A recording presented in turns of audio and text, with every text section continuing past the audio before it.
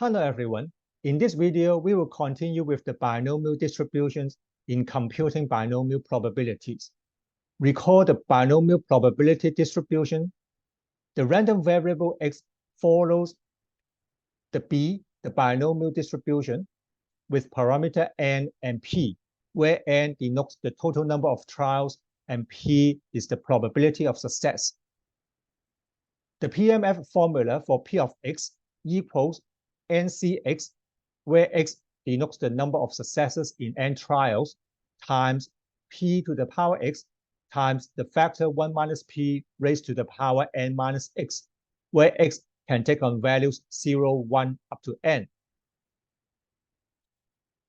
The mean for the binomial distribution is mu equals np, and the variance sigma square of the binomial distributions equals n times p times 1 minus p.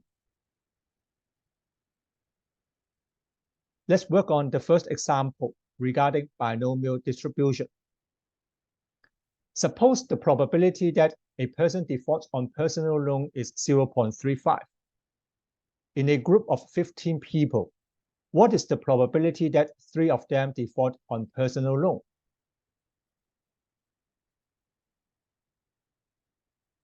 First, let the random variable x be the number of people who default on loan.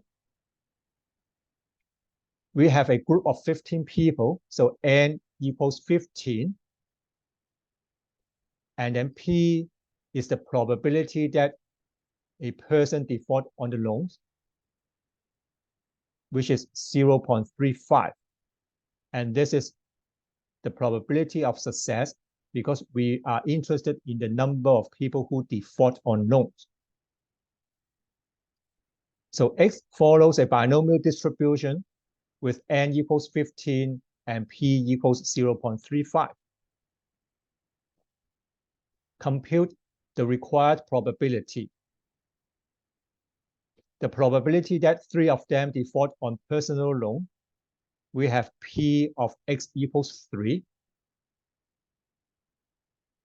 Get the binomial PMF, where n equals 15 and p equals 0.35. We need to compute x equals 3. We plug in all the parameters into the formula.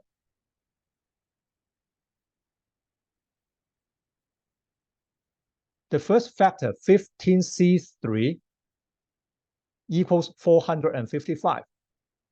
You can verify with your calculator. And then the next factor, 0.35 raised to the power 3, we get 0.042875. And then the last factor, 1 minus p, p is 0.35. So 1 minus p equals 0.65. Raised to the power n minus x, which is 15 minus 3 equals 12. The computed value is 0.005688.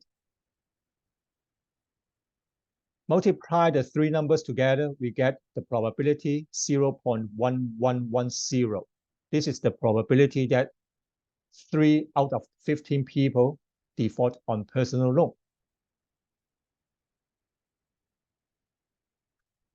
Let's take a look at another scenario. The same situation.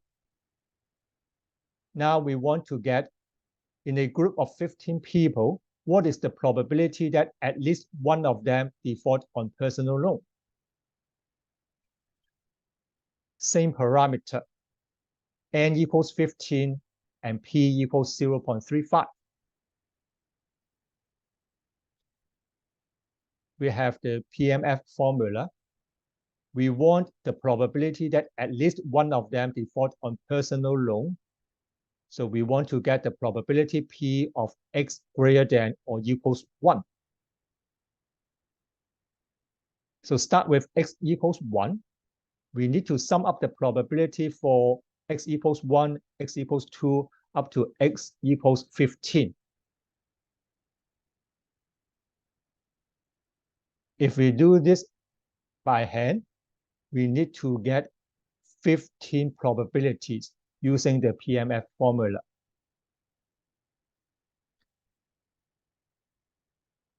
Consider that the value of x can take on values 0, 1, 2, up to 15. And we are interested in x greater than or equals 1. So we don't need x equals 0. And then we also know that the probability for all possible value of x, that is x equals 0, x equals 1, up to x equals 15, the sum must equal 1. And now we don't need the probability of x equals 0. So the expression p of x equals 1 plus p of x equals 2 up to p of x equals 15 can be expressed as 1 minus the probability at x equals 0. The numerical value are the same. So here we only need to substitute x equals 0 into the formula. So we get 1 minus 15C0 times 0.35 raised to the power 0 times 0.65 raised to the power 15 minus 0.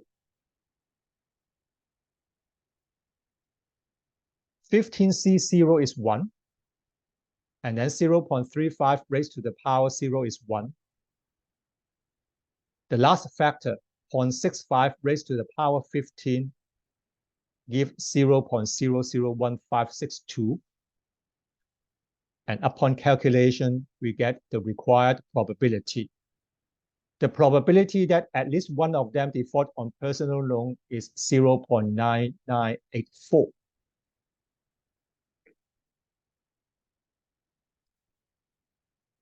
Let's take another variation.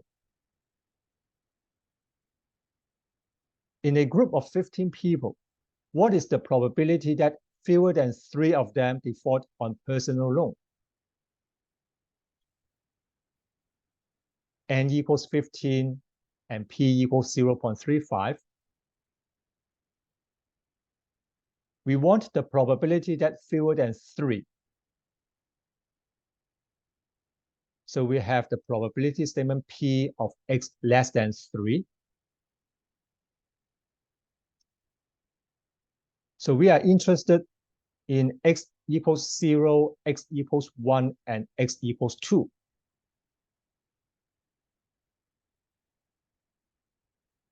So we will use the PMF formula for each value of x equals 0, 1, and 2.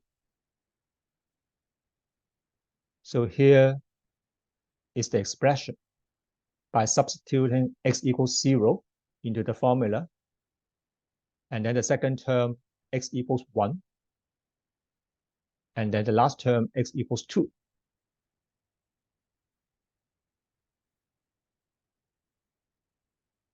Verify with your calculator. So the first term, we have 1 times 1 times 0.001562. And then the second term, 15C1 is 15 times 0.35 times 0.002403.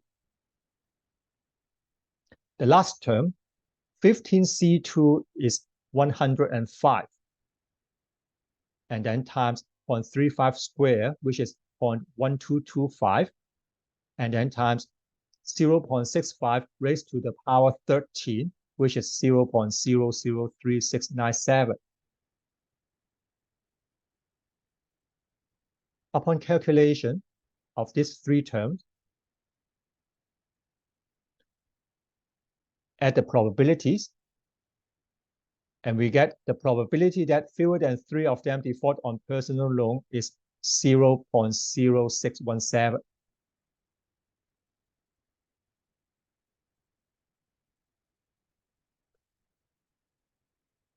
Somehow, we are interested in the mean and the variance, or the standard deviation. All right, so the same example. And now in a group of 15 people, what is the mean number of people that default on personal loan? And what is the corresponding standard deviation?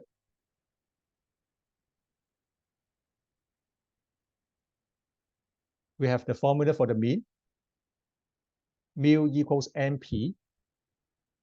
And then the formula for the variance, sigma squared, equals N times P times 1 minus P. We have N equals 15 and P equals 0.35. Then we get the mean equals 15 times 0.35, which is 5.25. And the variance, N times P times 1 minus P, we get 3.4125. We need the standard deviation. Take the square root of the variance, we get 1.8473. So in a group of 15 people, it is expected that on average, 5.25 people default on personal loan with a standard deviation of 1.8473.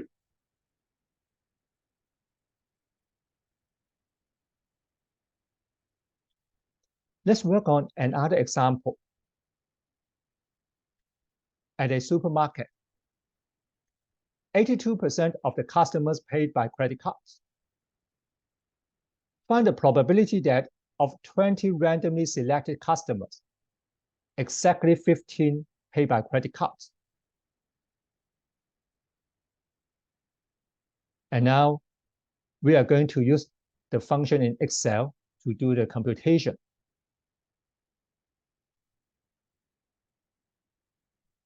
We need to get the factor NCX. So in Excel, the corresponding function is combine, COMBIN,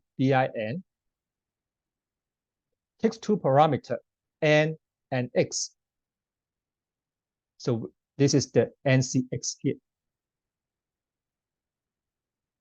And in this example, we need to get 20C15. Out of 20 customers, exactly 15 pay by credit cards. So the Excel function is with an equal sign and then combine COMBIN with N equals 20 and X equals 15. Type this formula in the Excel, you get the answer, 15504. So 20C15 equals 15,504. This can be regarded as the number of different ways in choosing 15 items out of 20.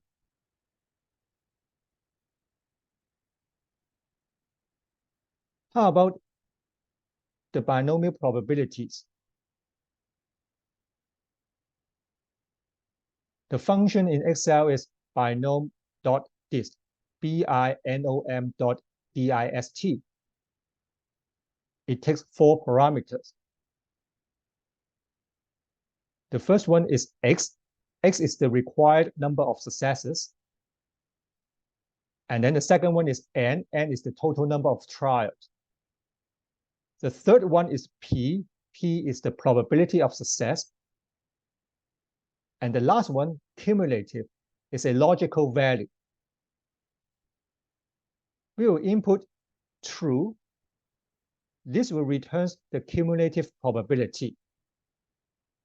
That is the probability of the random variable with value less than or equals to X. If the logical value is keyed in as false, Excel will return the value of the PMF, which is the probability that X is exactly equals X. This is the Excel function for computing binomial distribution. Let's get back to our example. We want to find the probability that out of 20 randomly selected customers, exactly 15 pay by credit cards. We use the Excel function by lom.dist. N equals 20 and P equals 0.82. We want to compute the probability that X equals 15.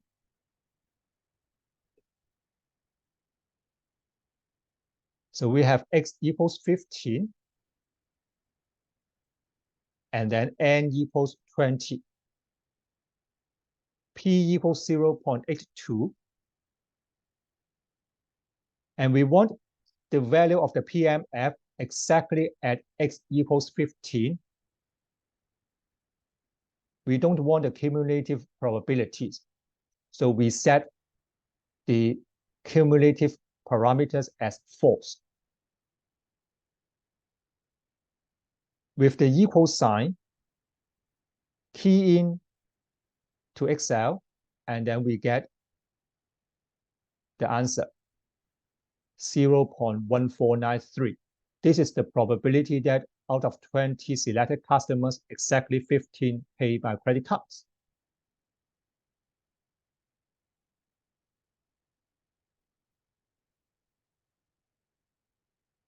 A variation. What is the probability that out of the 20 selected customers, at most 12 pay by credit cards?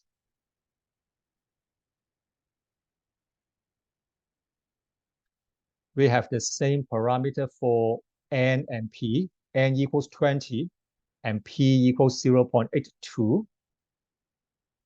We need to get the probability that X is at most 12. So we want P of X less than or equals 12. We want to get the cumulative probabilities from X equals 0 to X equals 12.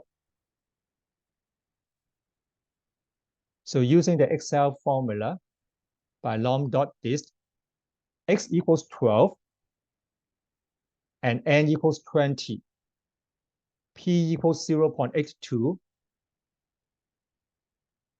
and the logical value for the cumulative parameter is true, TRUE. Key into Excel, and we get the probability 0.0177.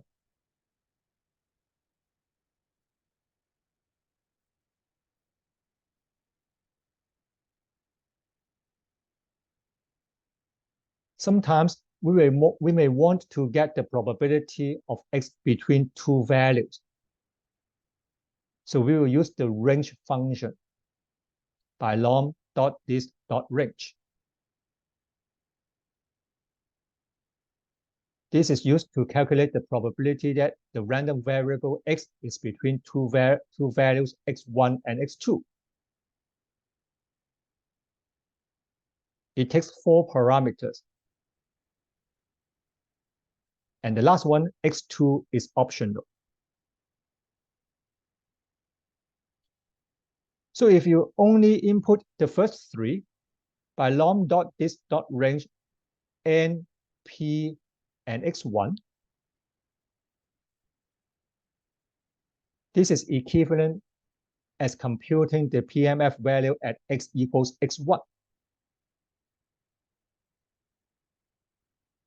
If we also input the value for X2, Excel will return the probability that the random variable X is between X1 and X2.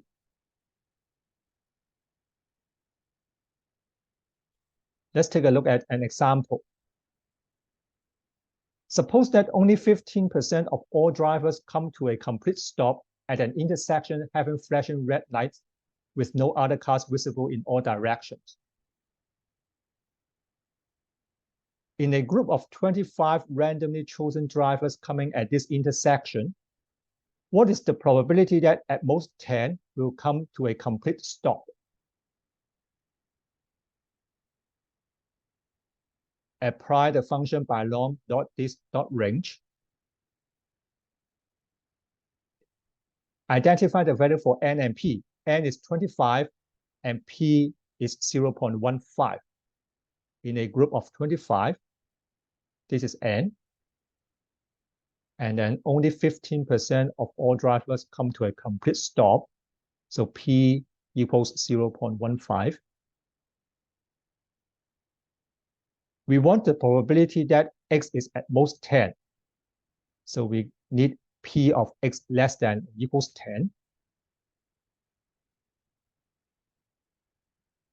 If we use the range function in Excel, this is equivalent in finding the probability for x equals 0 up to x equals 10. So using this range function, we take x1 equals 0 and x2 equals 10. Then Excel will return the sum of the probabilities for x equals 0 up to x equals 10. N is 25, P is 0.15. We get the corresponding probability, 0.9995.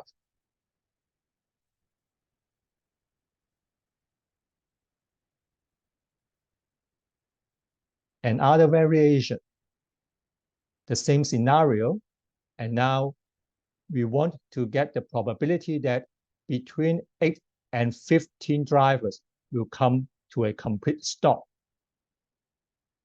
So we want x to be between 8 and 15. So this is the required probability statement. P of x between 8 and 15. So here we have n equals 25, p equals 0.15, x1 is 8, and x2 is 15.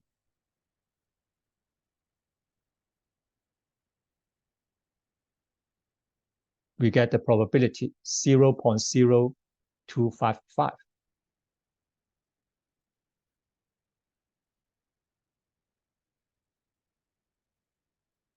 The next variation. What is the probability that more than 5 will come to a complete stop?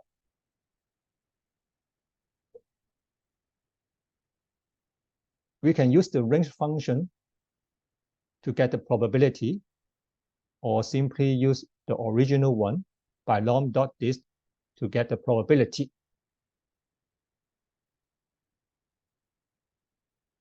So no matter which function we use, n equals 25 and p equals 0.15, we want the probability that more than 5.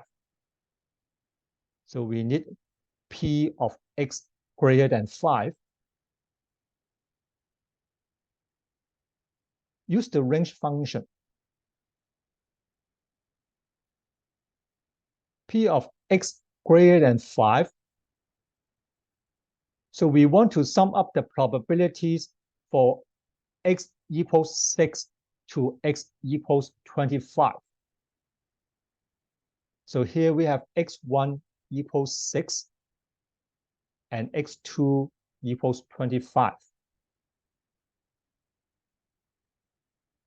So Excel will return the sum of the probabilities from x equals 6, x equals 7 to x equals 25. We get the answer 0.16152. Or we can use the by lom.dist function. The probability of x greater than 5 equals 1 minus the probability of x less than or equals 5.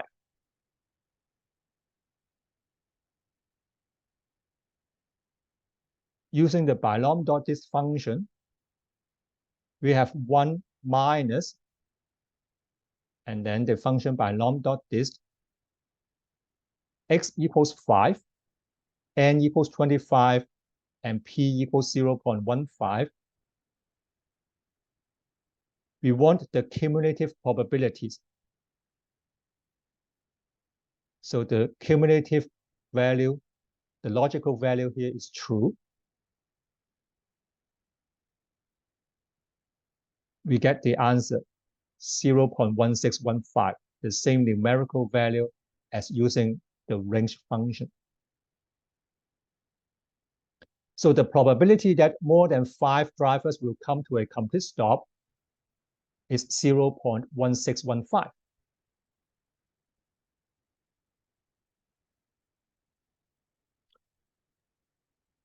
In this scenario, what is the expected number of drivers who will come to a complete stop, and what is the corresponding standard deviation?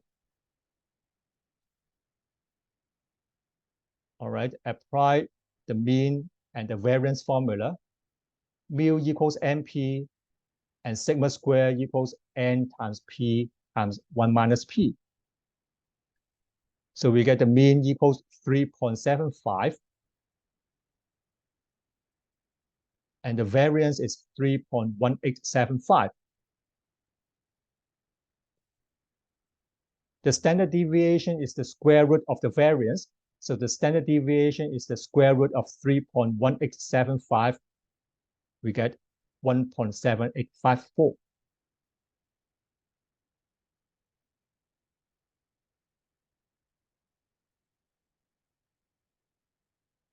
That's it for today's video. Thank you for watching.